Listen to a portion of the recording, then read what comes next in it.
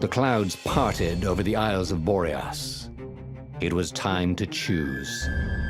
The rebellion was in trouble. Ravens were scouting for the secret rebel base. They needed a game changer. Pieces of the Skyripper had surfaced. Renato knew that using it could go catastrophically wrong.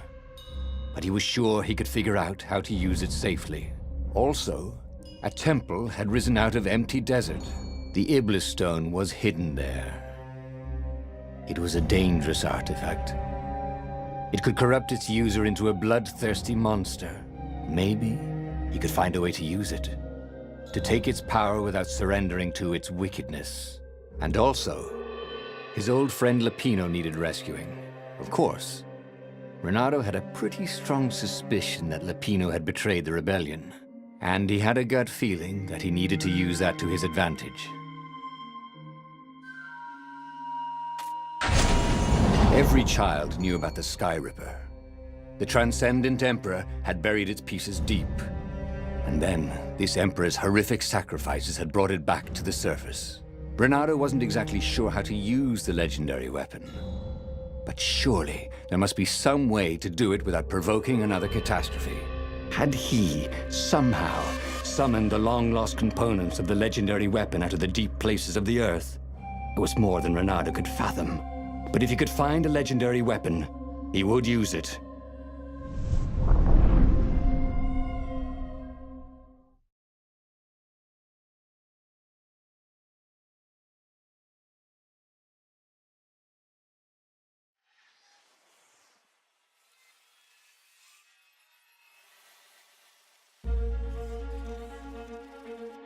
As he set foot on the island, Renato couldn't help feeling a bit curious. Was Lupino still waiting to be rescued? No. He was probably drinking champagne with the ravens. Did ravens drink champagne? Did rabbits? Renato felt oddly thirsty, come to think of it. Why had he chosen the Skyripper? Renato never made plans that required constant vigilance. He was a hero. He didn't think too much. He just went with his gut and hoped it all worked out. The Skyripper was a long shot. He'd have to devote himself to it. No side journeys, no rescuing old friends. That was against his nature. Could he stick with it?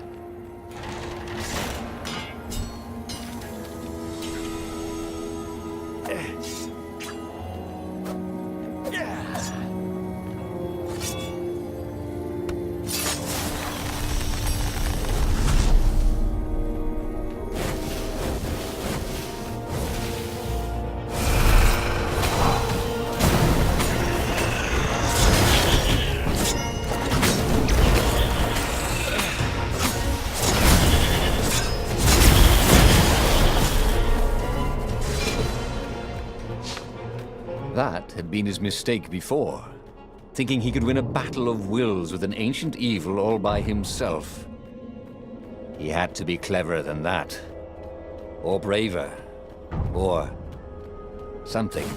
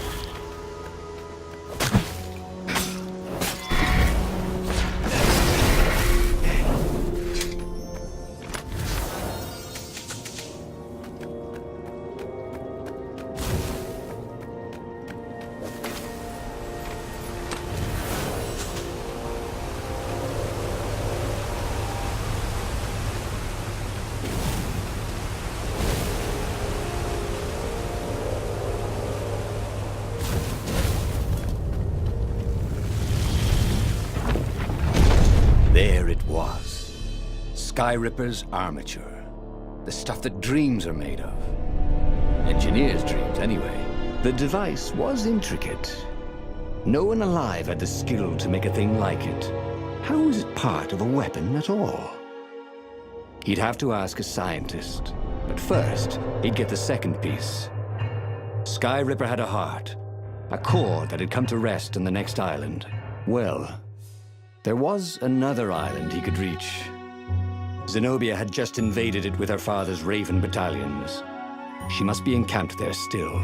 But fighting Zenobia now, that made no sense at all. He'd already sacrificed one friend to get this armature, was it? He didn't need to hurry to face her. She would find him. It was a no-brainer.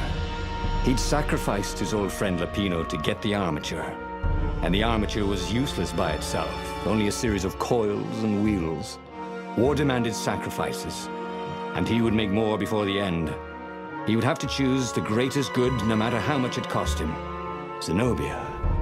Well, he would see her sooner or later, across a battlefield or a sword's point before all this was over. He was sure of that. The power was in the core. Obviously, he had to get the core.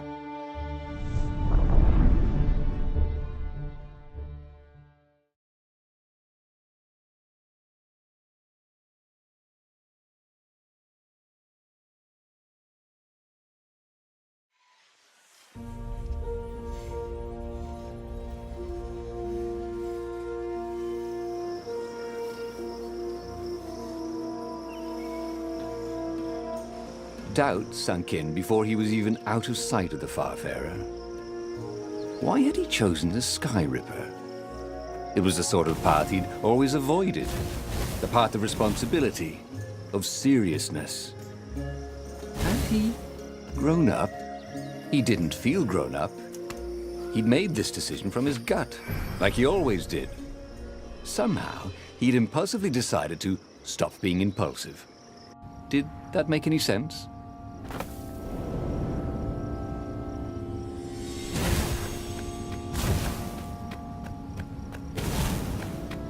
There was something sour in the air. Like the earth had ruptured over something that had been fermenting for a very long time.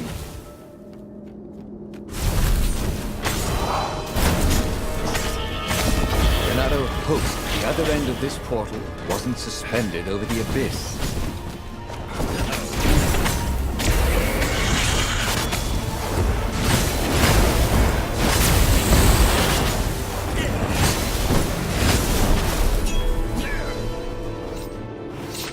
There were fewer and fewer trees. There were only these huge crystalline growths. Had those been here before? He no longer heard birds except for the feverish cawing of the ravens when they attacked. He couldn't smell the small animals of the forest, the mice and rabbits. Where had they gone? And he was getting hungry too. This was an unhealthy place to be.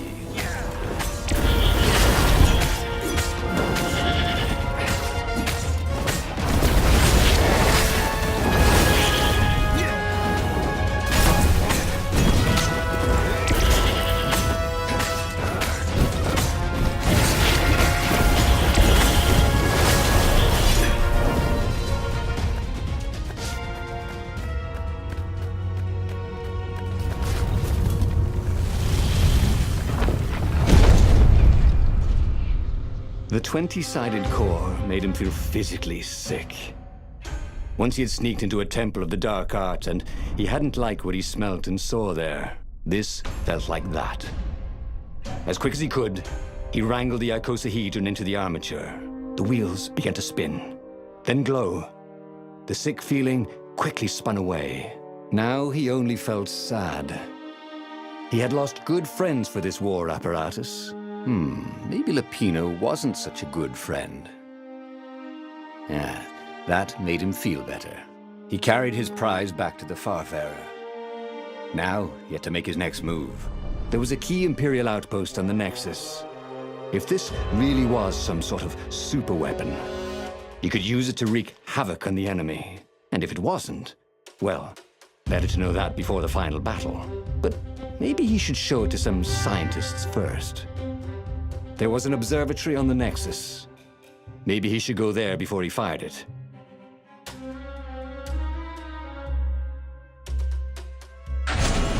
Well, of course. If you've just assembled a weapon out of legend that can exile gods from the world, you'd want to have a scientist or two look at it. And even if they disagreed and he had time, he could ask Calaveras himself. Yes, the observatory would be his objective.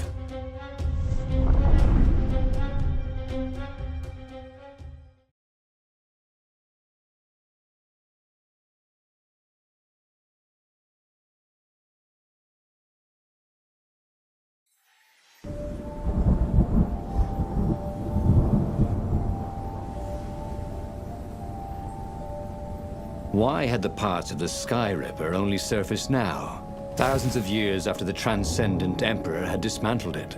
The mad Emperor Isengrim had performed terrible, bloodthirsty rituals to invoke the lost gods.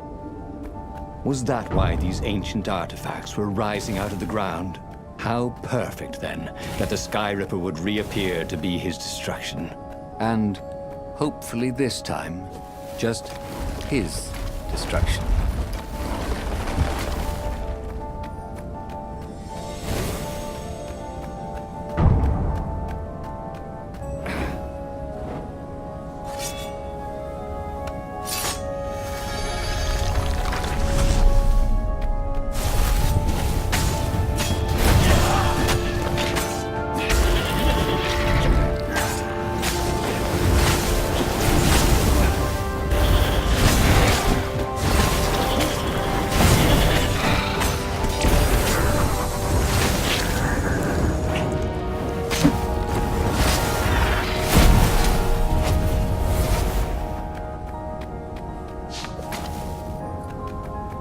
A legendary weapon was exactly what the rebellion needed.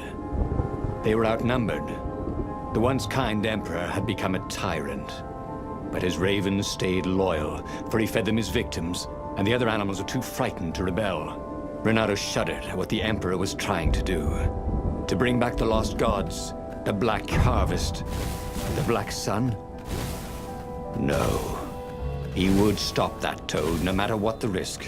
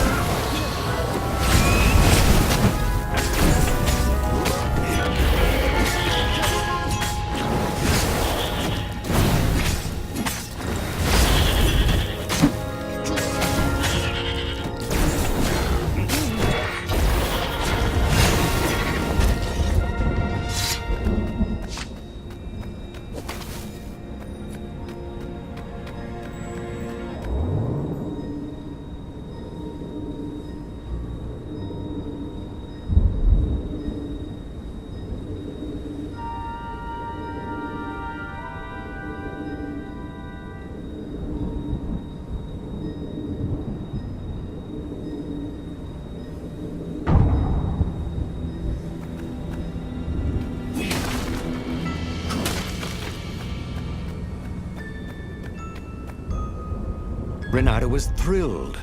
The scientists seemed to think he'd put the Sky Ripper together right.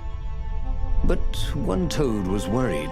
Yeah, the Sky Ripper could tear a hole in existence itself. There are invisible strings that tie the universe together.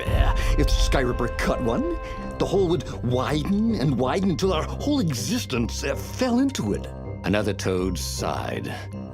Irving still believes in string theory. At least go see Calaveras. Yeah, said the worried toad. He knows more than anyone else has forgotten about the Transcendent Emperor. If anyone could tell him how to use this weapon safely, it would be Calaveras. It was he who had told Renato how to find it in the first place. But maybe he had to give up on using it as a weapon. Maybe he had to go to the secret rebel base and ask the generals there what he could do with a weapon that he dared not use. One way or another, there had to be a safe way to use it. On the way to the ruins of the city of Ubar, Renato had plenty of time to ponder what the toads had said. Strings and holes and something called anti-stuff. Well, he didn't understand any of it, but it made him nervous. Renato would hear one metaphor and decide the Skyripper was safe, and then another, and worry it was catastrophically dangerous. If it could destroy the entire world, nothing was worth risking that. But if it couldn't, then not using it would be an act of cowardice. Of course, it could be catastrophically dangerous. Renato knew that. But maybe it wasn't always. He would bring the Skyripper to the council. Wiser heads would know what to do.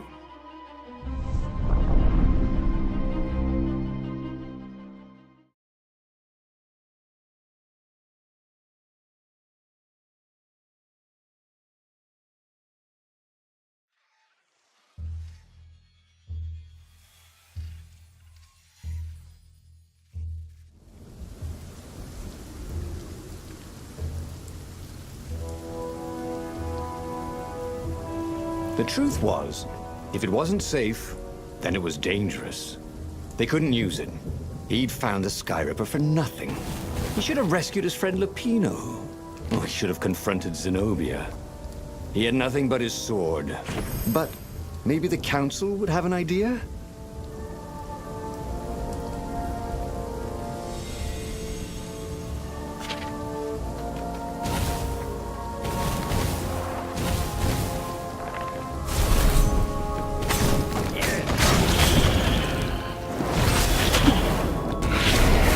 The ruins. Why were so many ravens scouring the ruins? Had someone betrayed the secret base?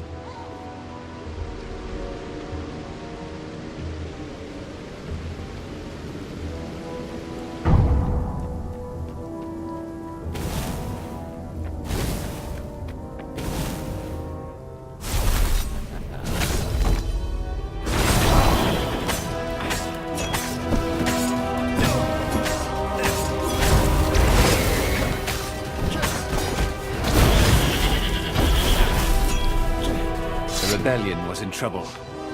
They'd have to attack, brandishing a super weapon they could not use. It could work.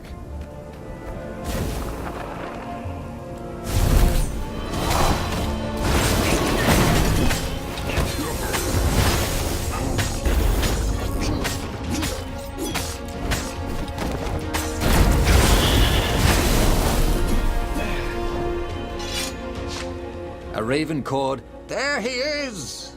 And they ran away, cawing. They knew he had the core, didn't they? And they were afraid of it. Little did they know, he couldn't use it. Wait, if they didn't know he couldn't use it... Yes, a sword can be powerful without ever being drawn from its scabbard.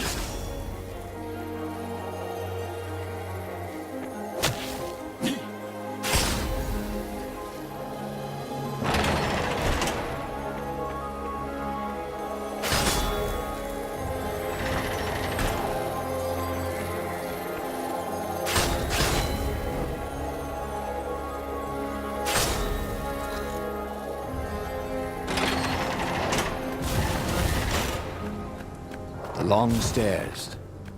So he was close to the rebel base. Nothing was on fire. So far, so good.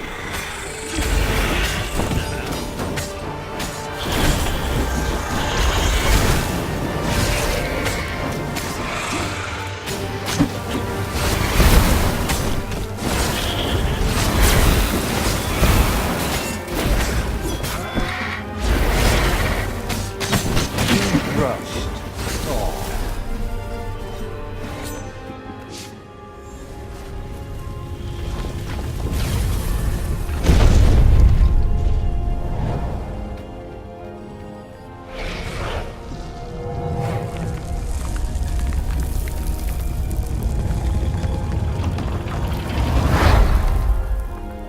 Renato barely made it to the hideout when he was shoved into a meeting room. He laid out his plan. They were shocked. Bluff the Emperor with an unusable weapon? Yeah, it's brilliant, laughed Renato. He keeps sending ravens, none of them come back. How does he know it's my sword? I suppose there's no harm if it fails. Take the Sky Ripper into a firing position, Croaked the speaker. I shall attempt to hail him by far, Speaker. It was a huge bluff. Renato had no cards to play. Just a weapon that could maybe destroy everything he hated and everything he loved. Could he be sure it wouldn't work? No, of course not. Of course, the Emperor couldn't be sure it wouldn't work, and he must believe in ancient weapons if he hoped to bring back the lost gods, right?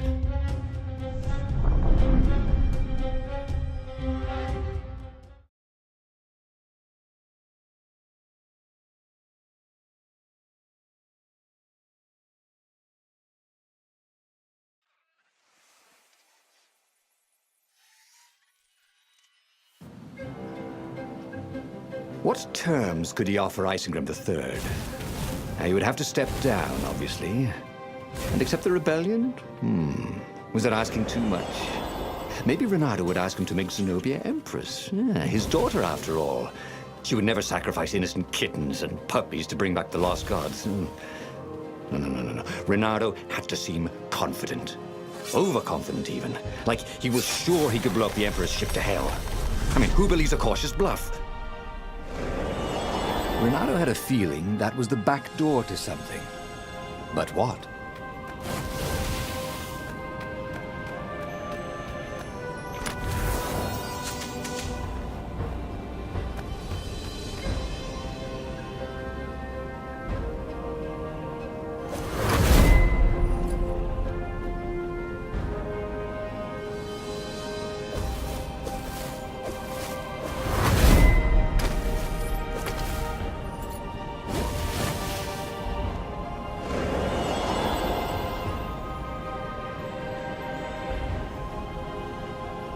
Oh, it was strange. Fighting to place a weapon he could not use. But he could end the war tonight with just a threat. So much more humane than destroying a ship or an entire fleet. And then he would destroy the Sky Ripper in case some other adventurer was tempted. You never knew about some of these other foxes. Soon, it would all be over.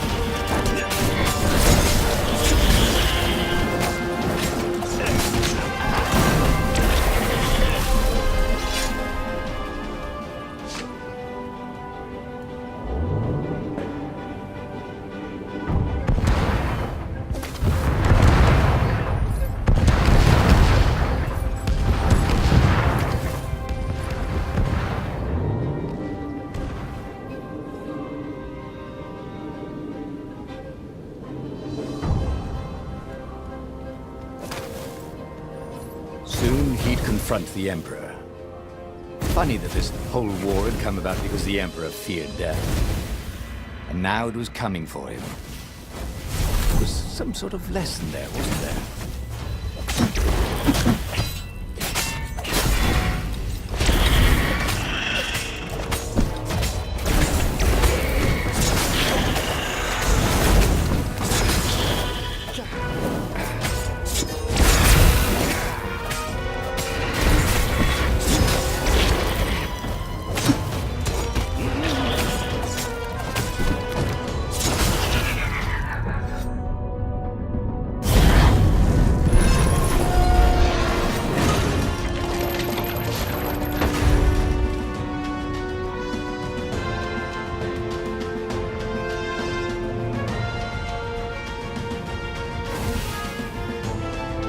He set up the Sky Ripper and let it warm up. Zenobia came out, flanked by a whole platoon of ravens. I know you, Reynardo. You won't actually use that, she said. I know what the scientists told you. That it would totally blow up your fleet. You're reckless, Reynardo. Bold. Dashing. Brave. Devil-may-care. Wild. Impulsive. Hasty. Rash. Sometimes even a little harebrained. A bit feckless, even. You just don't think things through. Oh, get to the point, woman! But you're not crazy. How do you know I didn't go crazy? Demanded Reynardo, doing his very best to look crazy. Well, go ahead then. Press the trigger. Oh, damn her. She'd seen through him again. She never fell for his bluffs. This was the moment to do something brilliant. To come up with exactly the right thing to say, to make a heroic move. That's what heroes do. Oh, but he couldn't think of anything that wasn't obviously stupid. He was too shocked to move. Her ravens came and seized the Sky Ripper. He stared as they pushed it over the side into the abyss. Hey! Oh, I fought really hard to get that. It should never have come back. And yet to admit she was right. She had always been right. It was one of the frustrating things about her. Years later, as he rotted to his death in an Imperial prison cell, Reynardo was still trying to come up with something clever and heroic that he could have done in that last moment. But he never could.